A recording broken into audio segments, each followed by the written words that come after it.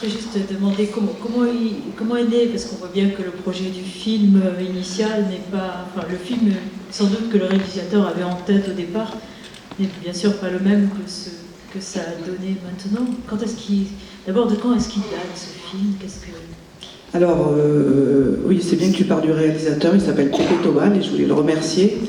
Il est argentin, il est à Buenos Aires, et en fait, je suis très heureuse qu'il ait fait ce film, c'est une chance pour moi qu'il existe. Et en fait, ce Pepe Tobal, donc le film date, ça fait une dizaine d'années qu'il existe. C'est la première année que j'ose le regarder avec du public et qu'il est diffusé en France. Donc il a été diffusé au mois de mars pour la première fois en France au festival Curieux Voyageurs, que certains d'entre vous connaissent peut-être à Saint-Étienne.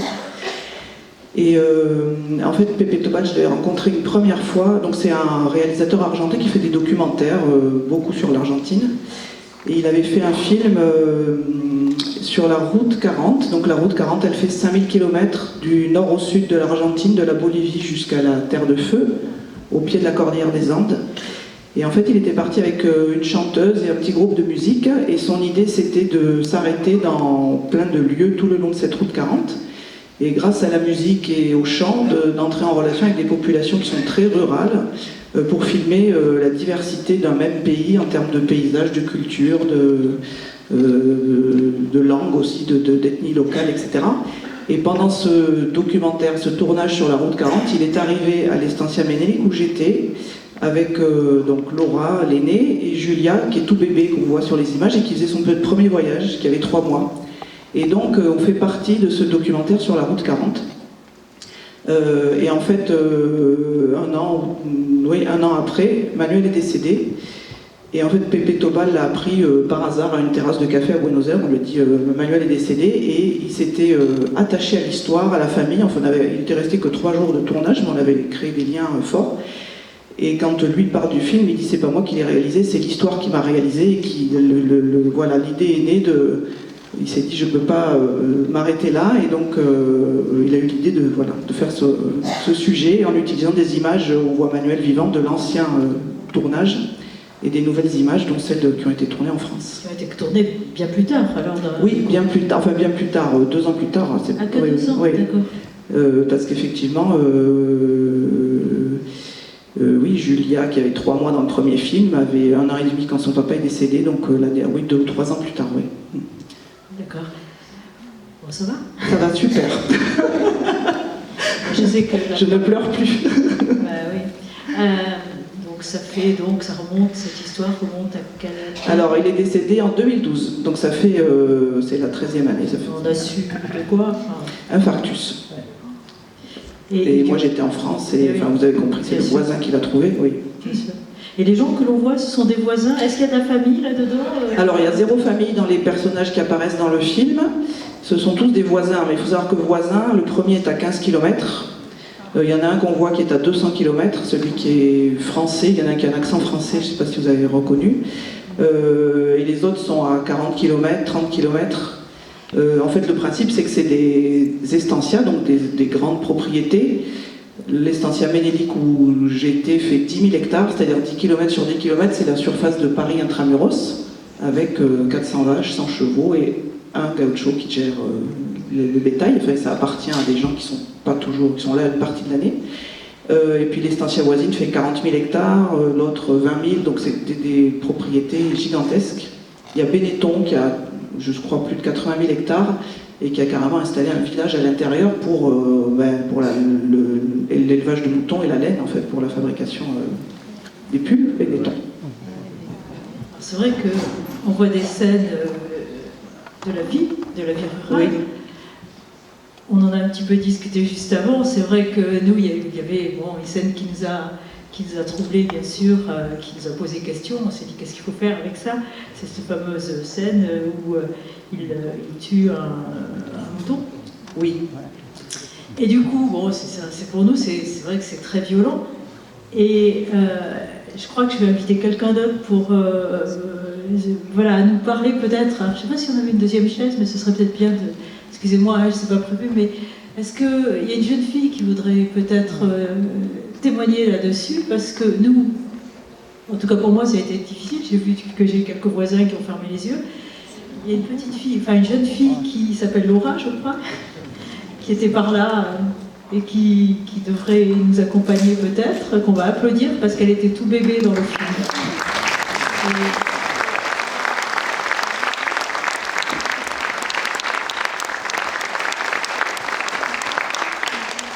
Dis-moi Laura, nous on n'est pas très courageux à cette histoire, hein.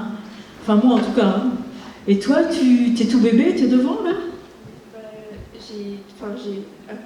J'ai vu ça depuis toute petite, donc pour moi ça me paraissait normal entre guillemets. Et donc oui, ça me choquait pas et ça me choque pas. Et voilà, c'est ce que je voulais te dire, c'est est-ce que depuis, parce que je peux me permettre de te demander quel âge tu as? 18. Tu as 18 ans, d'accord. Donc bon, c'est vrai que tu as passé quand même beaucoup de temps en France et puis avec nos habitudes, mais du coup, tu n'as pas plus de sensibilité par rapport à cette scène-là qu'autrefois, puisque tu as été élevée comme ça. Non, pas forcément, parce que je mange de la viande aujourd'hui et je sais que la viande que je mangeais là-bas, je sais d'où être provenée, mieux que ce que je mange aujourd'hui. Donc je me dis que c'est normal, même mieux ce qu'on fait là-bas qu'ici. Alors, je vais peut-être passer.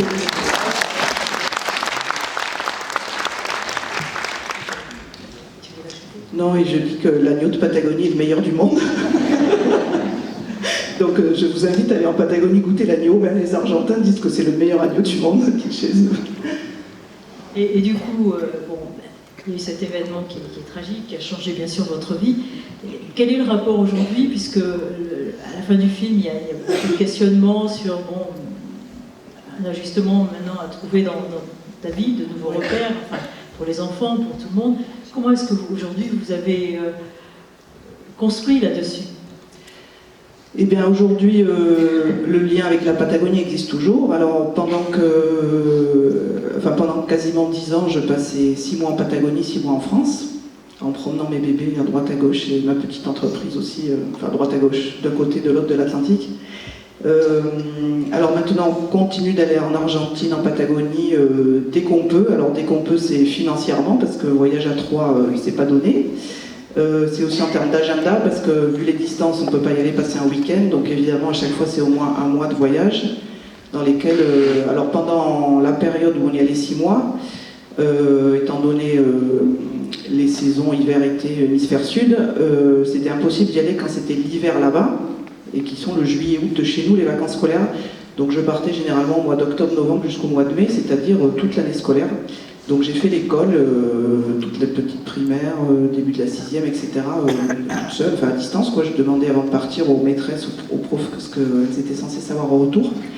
Et donc maintenant, on essaye de caser un mois en mettant des vacances scolaires au milieu, et pour garder le lien avec la culture, avec la langue, avec l'histoire.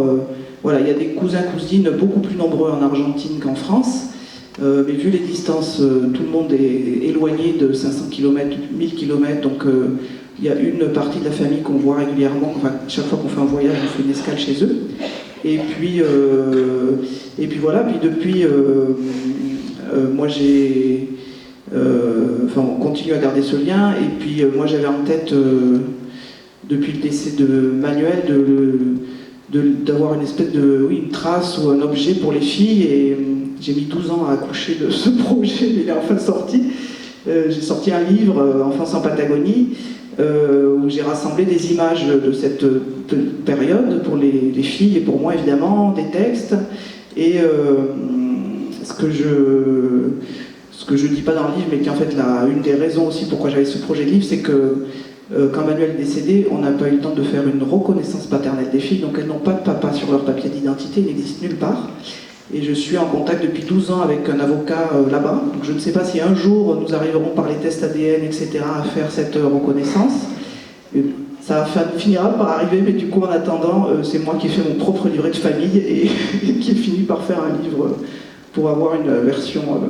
voilà. En tout cas, ta fille a pris bien du papa aussi. Hein. Oui, tout le monde me dit qu'elle ressemble à son papa. Ouais. Enfin, il n'y a pas grand monde qui l'ont rencontrée, mais donc j'ai compris qu'elle ne me ressemblait pas. Non, mais attends, Non, je parle plaisante. d'autres Oui, aspects. non, mais c'est vrai que beaucoup de gens me disent qu'elle ressemble à son papa. Est-ce oui. que j'ai compris que tu leur avais parlé espagnol dès l'enfance? Oui, en fait, évidemment, Manuel ne parlait pas français. Et donc, moi, je me suis dit que le français, en baignant dans la France, elle l'apprendrait avec l'école, avec les grands-parents, avec tout le monde. Et donc, moi, je leur ai parlé espagnol 24 heures sur 24 à partir du moment où j'ai su que j'étais enceinte, pour qu'elles puissent communiquer avec leur papa. Je vais peut-être. Alors, je vais d'abord passer le micro, peut-être, et demander au public s'il y a des questions. Est-ce qu'on peut rallumer la salle? Parce que la Patagonie, c'est un monde qui attire beaucoup de gens, je pense. C'est un... Est-ce qu'il y a un doigt qui se lève? Il y en a une devant, sans D'accord, micro. pardon. Ok, devant. Une question, à la fin, il y a un poème espagnol. Oui. Il y a un poème espagnol à la fin dans le générique. Non, c'est pas moi qui l'ai écrit, c'est la chanteuse du premier reportage qui a fait un poème voilà, en lien avec le film. Un doigt quelque part? Un doigt à Rigurlin. Il y en a devant, ici. Un doigt riche. Quelqu'un avec un t-shirt rayé.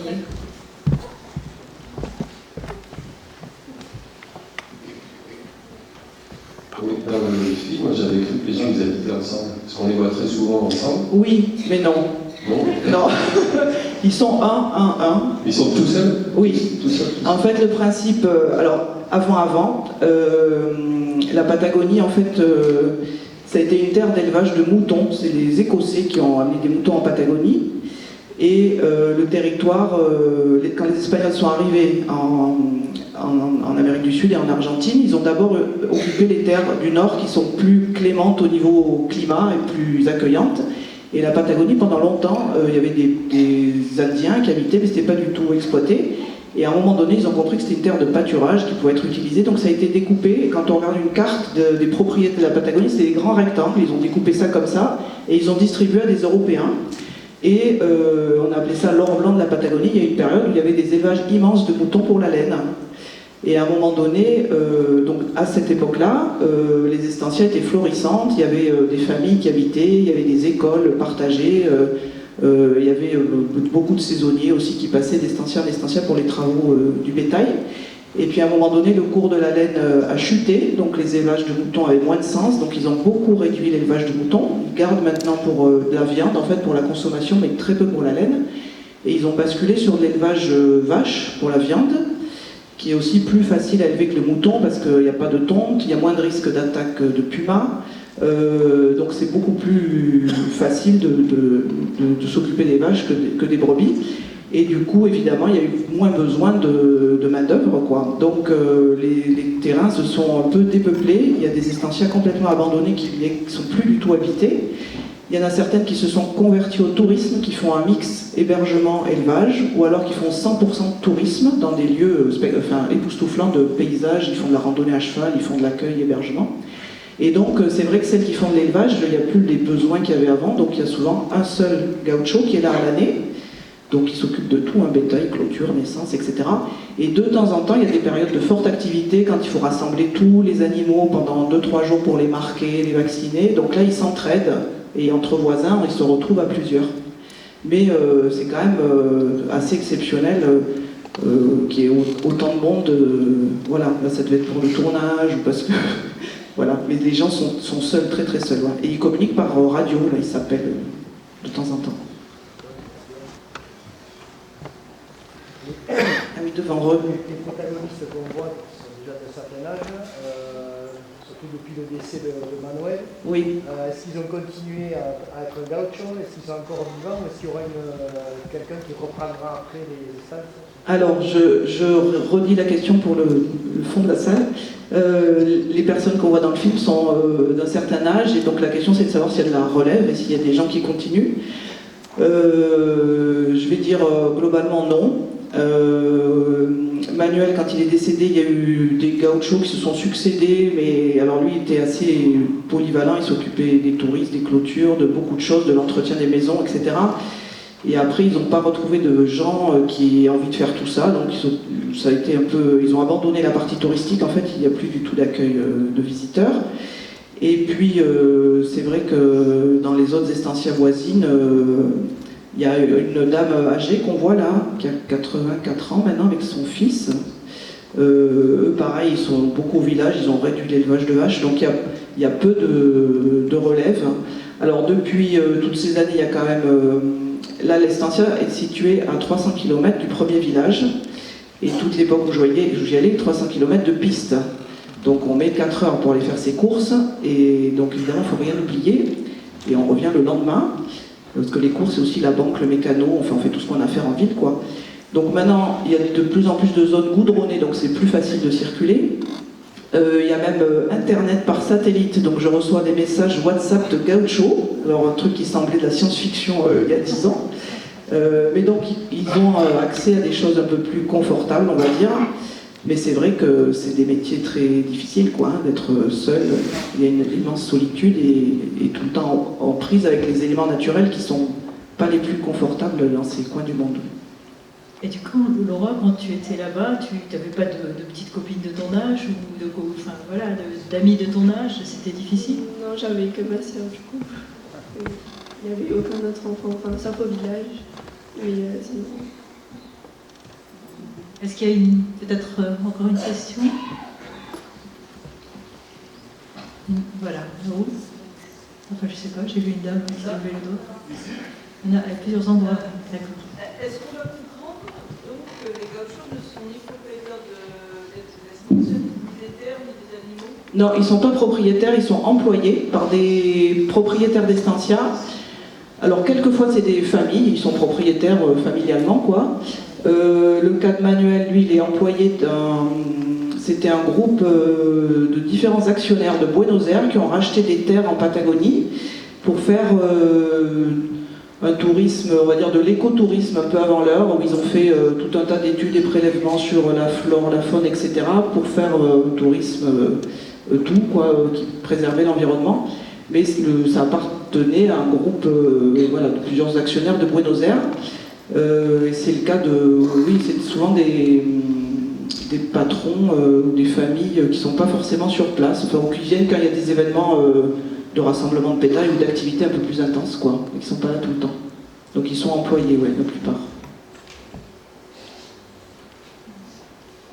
Et d'ailleurs, ça me fait penser à le terme gaucho, en fait, vient... C'est une transformation du mot guacho qui veut dire bâtard, en gros orphelin. Et en fait, les gauchos à l'origine, c'est les enfants de relations entre les Espagnols et des Indiens, donc des relations interdites, et qui ont fait des enfants qui étaient rejetés des deux communautés. Et du coup, ce guacho, ce bâtard, eh ben, il était un peu nomade, il allait d'estancia en estancia chercher des petits boulots, il n'appartenait à aucune communauté. Donc c'est lui qui, petit à petit, a acquis ce savoir de gestion des troupeaux, des estancias. Et puis à un moment donné, il y a un poète argentin là, qui a écrit une espèce d'épopée sur Martin Fierro, c'était un gaucho qui racontait plein d'exploits et qui a redonné un peu ses lettres de noblesse à ce personnage du gaucho et qui est devenu finalement un symbole d'unification des deux cultures entre les Argentins, les Européens et les Espagnols d'origine.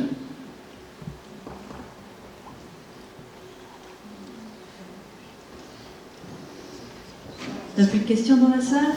Ah, là-haut, il y en a plein. Là-bas, là-haut.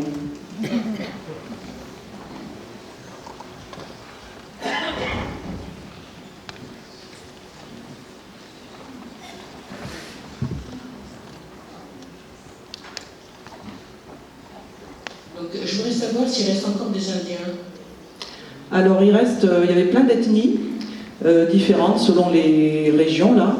Il reste des Mapuches qui sont à moitié sur le Chili, qui sont plus au nord que la zone qu'on voit dans le film, là.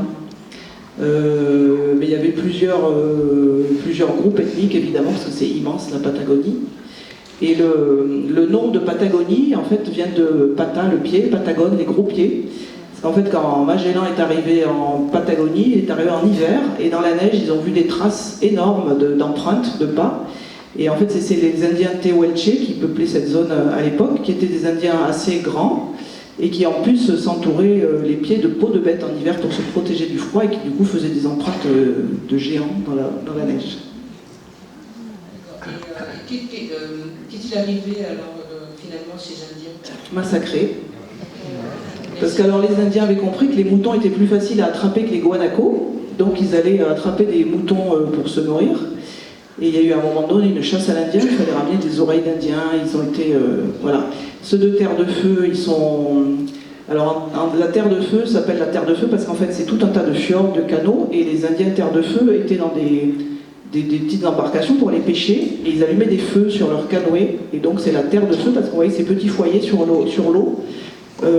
Et ils vivaient nus, ils s'entouraient de graisse de baleine, enfin ils s'enduisaient de graisse de baleine, et ils ont été habillés, ils ont attrapé des maladies, des infections, etc. Donc ils ont été exterminés d'une façon ou d'une autre. Ouais.